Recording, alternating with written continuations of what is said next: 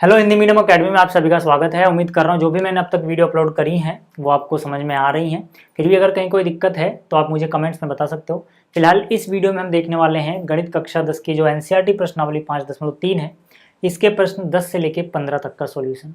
ठीक है, तो यहाँ पर देखो जो प्रश्न संख्या 10 है, पहले इससे शुरुआत करते हैं। यहाँ पर बोला गया है दर्शाइए A1 A2 ऐसे लेके AN से एक AP बनती है यदि AN नीचे दिए गए अनुसार परिभाषित है। जैसे जो इसका पहला हिस्सा है, पहले मैं इसकी बात करता हूँ। इसमें देखो जो AN है, ठीक है ना, जो AN है वो बराबर दिया गया है 3.4 के। इसी तरह से इसका दूसरा हिस्सा है, दूसरे हिस्से की बात हम बाद में करेंगे। पहले यहाँ पर देखो ये पहला हिस्सा है, हमें क्या दर्शाना है कि अगर AN बराबर इतना है तो यहाँ से एक AP बनती है। कैसे पता लगेगा AP बन रही है कि नहीं, हमें A1 A2 A3 इस तरह से, ठीक है, निकाल के दिखाना है। और उसके साथ ही प्रत्येक स्थिति में 15 पदों का योग भी याद करना है। ठीक है ना, तो चलो पहले हम क्या करते हैं, A1 निकाल के देखते हैं क्या आ रहा है। ठीक है, A1 का क्या मतलब हुआ, देखो यहाँ पर AN था, अब मैंने यहाँ लिख दिया A1, तो क्या चेंज आ रहा है, N की जगह पे आपको 1 दिख रहा है। यानी कि यहाँ पर इसको एक फॉर्मूले की तरह समझो और जहाँ जहाँ N है वहाँ वहाँ 1 रख दो। ठीक है, तो यहाँ से हो जाएगा 3 + 4, साथ में आ जाएगा 1, क्योंकि यहाँ पे N की जगह 1 आया तो जहाँ भी N है वहाँ पे हमें 1 लिखना है भाई। ठीक है, तो यहाँ से कितना हो जाएगा, 3 + 4 यानी 7, 4 × 1 4 होगा, साथ में 3 जोड़ोगे 4 3 7, तो पहला पद 7 पता लग गया।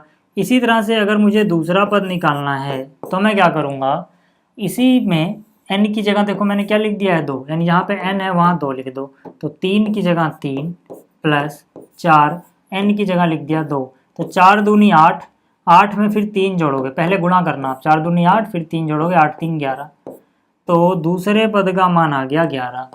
इसी तरह से अगर मुझे A3 निकालना हो तो मैं क्या करूँगा, यहाँ पे N की जगह समझो मैंने 3 रख दिया, तो यहाँ से 3 + 4 गुणा में N यानी 3, तो 4 3 12 में 3 जोड़ूंगा 15,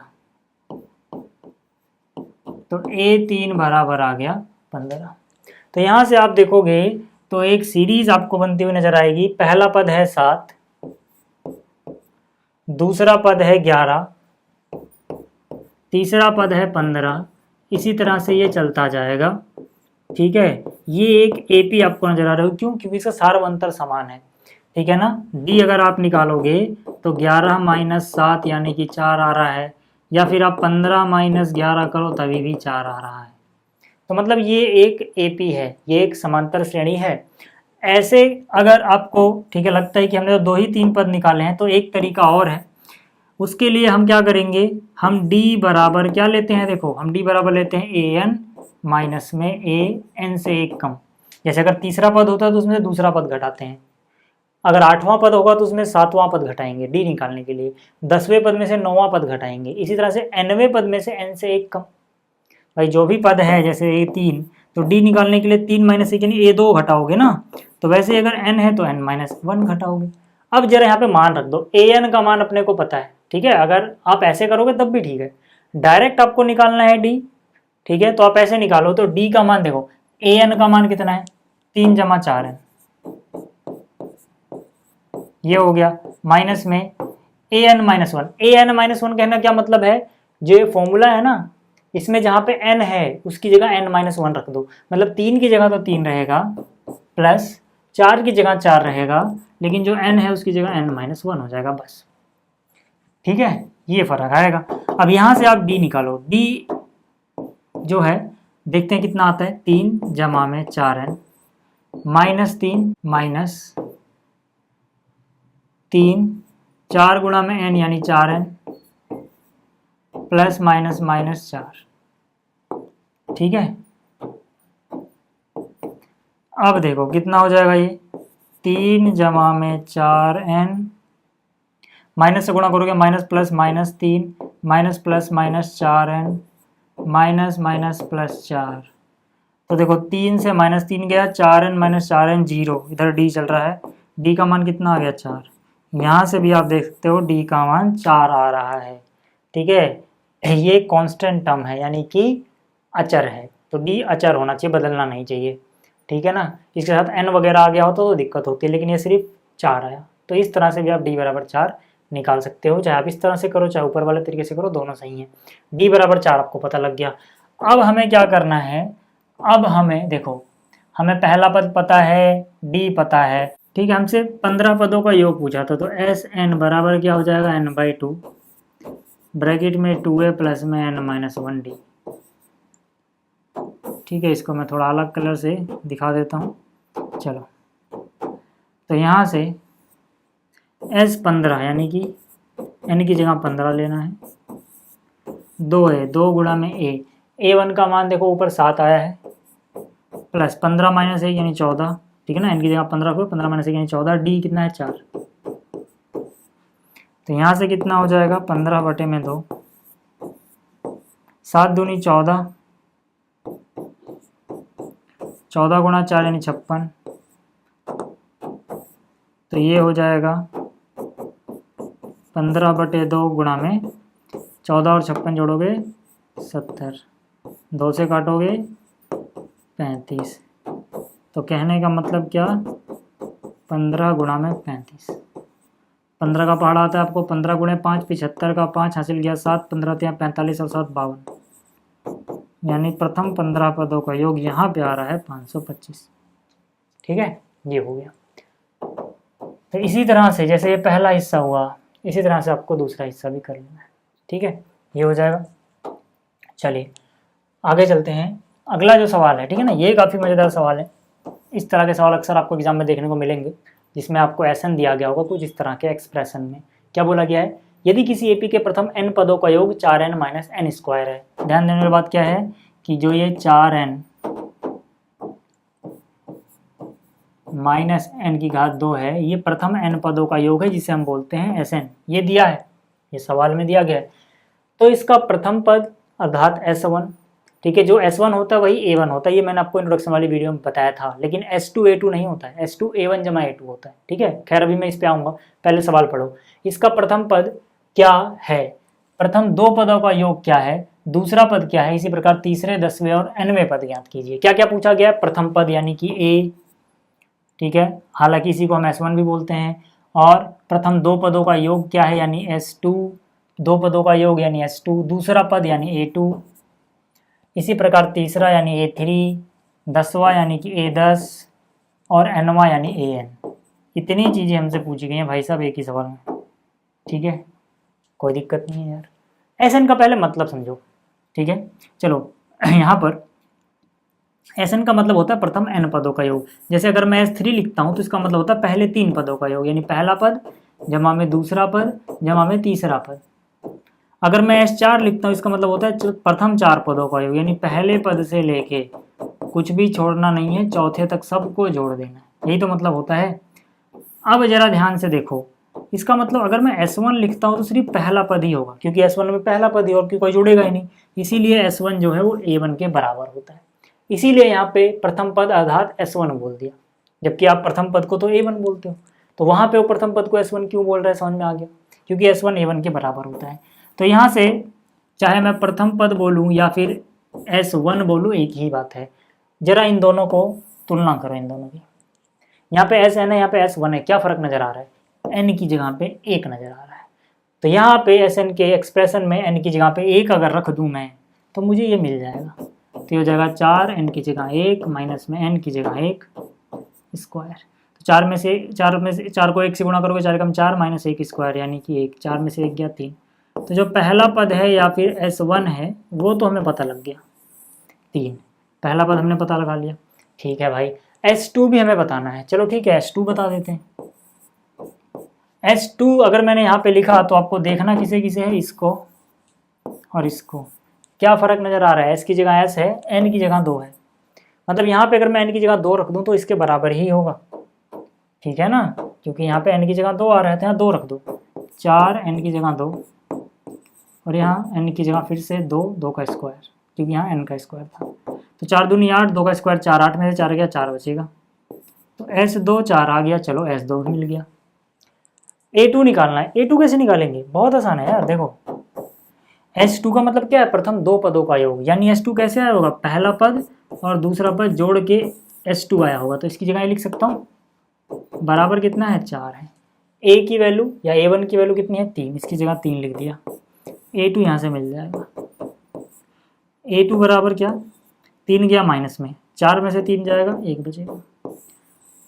अब यार आगे की चीज़ निकालने के लिए सबसे सही क्या रहेगा, हम डी भी निकाल लें किसी तरह से, ठीक है ना, हम किसी तरह से डी निकाल लें। तो डी क्या हो जाएगा यार, A2 माइनस A1, सार्वंतर भाई D A2 माइनस A1 होगा, है ना। A3 माइनस A2 भी हो सकता था, कुछ भी होगा, लेकिन A2 A1 पता है ना हमें। तो A2 कितना है 1, A1 कितना है 3, 1 में से 3 का कितना आएगा -2, सार्वंतर भी पता लग गया। अब तो जो पता लगा ना सब पता लगा सकते हैं, क्या, A3 पता लगाओ। ठीक है यार, A3 पता लगा लेते हैं, ठीक है, जगह यहाँ नहीं है। A3 क्या हो जाएगा, A जमा में 2D, ठीक है। तो A कितना है, देखो A है 3, ये शुरुआत में निकाल लिया था हमने, 3 है, 2, D का मान कितना है -2, तो जाएगा 3 2 दूनी 4, 3 में से 4 गया -1, A3 भी पता लग गया। इसी तरह से ठीक है ना, आप A10 निकाल सकते हो, AN निकाल सकते हो। AN जब आप निकालोगे, A3 आप A10 आप निकाल लेना, AN में निकाल देता हूँ। AN क्या होगा, A प्लस में N माइनस 1D, यानी यहाँ पे N का N ही रहने देना है। A की वैल्यू है 3, N माइनस 1, D की वैल्यू है -2, ठीक है ना, वहाँ पे आप देख सकते हो। तो जगह 3 -2 गुणा N -2N, -2 गुणा -1 माइनस माइनस प्लस 2, तो यहाँ से हो जाएगा 3 में से 2 गया 1, सॉरी 3 और 2 5, माइनस में 2, ये आ जाएगा AN की वैल्यू। ठीक है, ये हो गया। चलिए अब आगे चलते हैं अगले क्वेश्चन पे। अब देखो जो अगला सवाल है, इसमें बोला गया ऐसे प्रथम 40 धन पूर्णांकों का योग ज्ञात कीजिए जो 6 से विभाज्य हैं। तो 6 से विभाज्य का मतलब जो 6 के पहाड़े में आते हैं, ठीक है, प्रथम, ठीक है। तो मतलब सबसे पहले 6 के पहाड़े में कौन आएगा, 6, फिर कौन आएगा 6 दूनी 12, फिर कौन आएगा 6 3 18, इस तरह से चलता जाएगा। कितने पूर्णांक है 40, तो जो 40वां आएगा यहाँ पे, बीच वाला मैंने छोड़ दिया, ऐसे चलता जाएगा, वो कितना हो जाएगा 6 गुणा में 40 कर लो यार, कितना हो जाएगा 6 चौक 24 यानी 240, यानी अंतिम पद यहाँ पे हो जाएगा 240। ठीक है, तो आप यहाँ लिख सकते हो 6 से विभाज्य 40 धन पूर्णांक या धनात्मक पूर्णांक, ठीक है, बराबर ये होगा, जो कि ये AP बन रही है।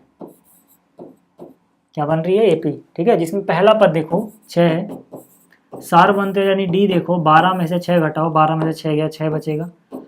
Nवां पद या फिर 40वां पद जो है वो 240 है, ठीक है ना, N बराबर 40 है और AN यानी Nवां पद कितना है 240।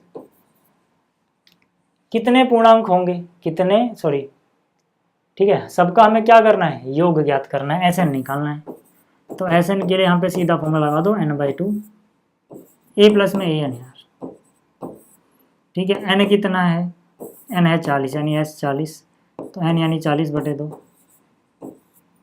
A का मान 6 है, AN का मान 240 है, D की यहाँ जरूरत भी नहीं है, तो 40/2 यानी 20, ठीक है, गुणा में कितना 40, 240 और 6 246,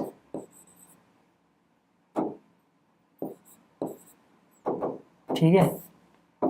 तो यहाँ से गुणा करोगे, 0 का 0 उतार दो, फिर 2 से गुणा कर लो, 2 6 12 का 2 हासिल गया 1, 2 चौक 8 और 1 9, 2 दूनी 4, 4920, ये हो गया, ठीक है, ये हो गया।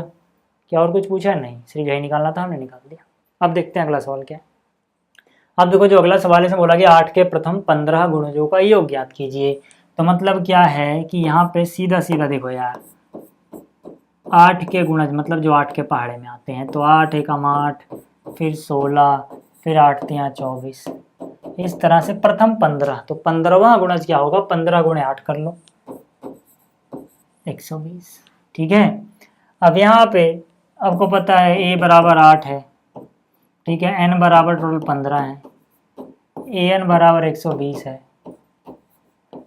तो फॉर्मूला लगाएंगे SN वाला, D की यहाँ जरूरत ही नहीं पड़ेगी क्योंकि हम ये फॉर्मूला लगा रहे हैं, ठीक है। N कितना है, प्रथम 15 गुणज, ठीक है, तो प्रथम 15 गुणज यानी कि 15/2, A प्लस में AN, A कितना है 8, AN मतलब A 15 कितना है 120, तो 15/2, 8 गुणा 120, सॉरी 8 और 120 128। तो यहाँ से 2 से काटोगे, 2 का पहाड़ा 6 बार, 2 का पहाड़ा 4 बार, यानी 15 गुणे 64। 15 का पहाड़ा आपको आता है, 15 चौके 60 का 0 हासिल किया 6, 15 छक्का 90 और 6 96, यानी कि प्रथम 15 गुणजों का योग जो आएगा वो आएगा 960। ठीक है, ये रहा, उतार लेना आप या स्क्रीनशॉट ले लेना। आगे चलते हैं। अगला है 0 और 50 के बीच में विषम संख्याओं का योग ज्ञात कीजिए। तो यार यहाँ पर देखो एक AP बनेगी, 0 और 50 के बीच में विषम संख्या है। 0 के बाद पहली विषम संख्या जो आती है वो 1 है, उसके बाद 3 है, फिर 5, इस तरह से चलते चलते लास्ट में 49 यानी 49। ठीक है, तो पहला पद 1 है, सार्वंतर 3 में से 1 गया यानी कि 2 है। nवां पद यानी an 49 है। ठीक है, अच्छा अब वैसे तो हम पता है यार कि 25, ठीक है ना, 1 से लेके 0 से बाद 0 और 50 के बीच में टोटल 25, ठीक है, विषम संख्या होती हैं। बट अगर आपको नहीं पता तो यहाँ पे आप an का फॉर्मूला लगा दो। पहले यहाँ से आपको n पता लग जाएगा कितनी है, फिर sn का फॉर्मूला लगा देना। तो ये हो जाएगा a प्लस में n-1d बराबर 49। a का मान कितना है 1, n-1, d का मान कितना है 2, बराबर कितना है 49। ठीक है, तो यहाँ से n-1 इंटू में 2 बराबर, ये जो 1 है ना यहाँ चला जाएगा माइनस में, है ना, 49 माइनस 1 कितना 48। तो n-1 is equal to 48 divide by 2, n-1 is equal to 24। तो यहाँ से हम बोल सकते हैं कि n का मान अपने पास आ गया 25, n का मान 24 और 1 25 हो गया। हमें तो योग निकालना था, ठीक है, तो योग बोले तो Sn, कौन सा फॉर्मूला लगाना ज़्यादा आसान रहेगा, ये वाला, क्योंकि मुझे an पता है। ठीक है, तो यहाँ से Sn कितना है 25, n यानी 25/2। a प्रथम संख्या 1 है और आखिरी वाली कितनी है 49 है, तो 25/2 यहाँ पर 49 और 1 50 होता है ना, इसको काटोगे तो 25, यहाँ 25 गुणा 25, 25 का वर्ग यानी 625, ये तो हमें याद ही रहता है यार। तो S25 कितना, यानी कि 0 से 50 के बीच में, यानी 1 से लेकर 49 तक की जो विषम संख्याएं हैं उनका योग जो होता है वो होता है 625। ठीक है, ये था। अच्छा, अगला सवाल देखो, अगला सवाल भी बहुत आसान है, दिखने में काफ़ी लंबा चौड़ा है बट है बहुत आसान। ठीक है, क्या बोला गया इसमें, निर्माण कार्य से संबंधित किसी ठेके में एक निश्चित तिथि के बाद कार्य को विलंब से पूरा करने के लिए जुर्माना लगाने का प्रावधान है। मतलब अगर आप देरी से काम करते हो तो जुर्माना लगेगा। कैसे लगता है जुर्माना, पहले दिन के लिए जुर्माना है 200 रुपये, यानी टाइम के बाद अगर आपने पहले दिन लेट कर दिया तो 200 रुपये का जुर्माना देना पड़ेगा। ठीक है, पहले दिन का जुर्माना जो है वो है 200 रुपये। अब क्या होता है इसके बाद यहाँ पे बोला गया है कि दूसरे दिन के लिए 250, तीसरे दिन के लिए 300, इस तरह से चलता जाता है। तो यार दूसरे दिन के लिए 250 है जुर्माना, ये रुपए में है सब कुछ, और तीसरे दिन के लिए 300 रुपये, इस तरह से ये चलता जाता है।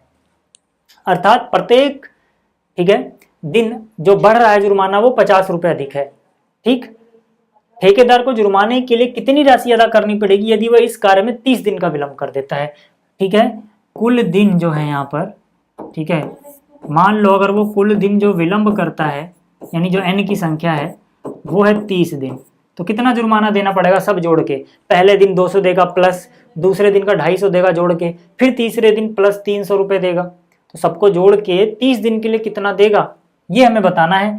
तो यार ये बहुत आसान है, देखो ये असलियत में एक AP बन रही है जिसमें जो D है सार्वअंतर है वो 50 है, क्योंकि 50-50 रुपये बढ़ते जा रहे हैं। ठीक है, हमें कुल मिला के कितना आएगा सबको जोड़ के, तो SN निकालना है। ठीक है, ऐसे हमें निकालना है। क्या होता है ये n/2, फिर यहाँ पर 2a + n-1 d वाला फॉर्मूला लगाना, क्योंकि an अभी हमने नहीं निकाला है, हालांकि निकाल सकते हैं बट डायरेक्ट यहाँ पे रखो यार। n कितना है 30, n कितना है 30, क्योंकि प्रथम 30 दिनों के लिए पूछा गया है, तो ये हो जाएगा s 30, n/2 यानी 30/2, 2 गुणा में a का मान कितना है 200, n-1 यानी 30 - 1 29 बचा, d यानी 50 50 का अंतर आ रहा है 50। यहाँ तक बात समझ में आई। 30/2 15 होता है शायद, यहाँ पे आ जाओ, 2 गुणा में 200 400 होता है, 50 से इसको गुणा करोगे यानी 2900 का आधा 1450 हो जाएगा। फिर भी एक बार देख लेते हैं, 0 5 × 45 का 5 हासिल गया 4, 5 दूनी 10 4 14 1450। ठीक, कितना यहाँ पे आया 15, 1400 और 4 1850, 15 से गुणा कर लो यार बस, और कुछ नहीं। ठीक है, तो 15 गुणा में 0 0, 15 पंजे 75 का 5 हासिल गया 7, 15 8 120 और 7 27, 127 यानी हासिल गया 12, 15 कम 15 और 12 27, 2 7 7 5 0 रुपए है, याद रखना ये क्या है, ये रुपए है। ठीक है, इतना रुपये जुर्माना देना पड़ेगा 30 दिन के बाद। तो उम्मीद करता हूँ आपको ये सारे प्रश्न समझ में आए होंगे। इस वीडियो में इतना ही, जल्दी मिलेंगे अगली वीडियो में। Thanks for watching.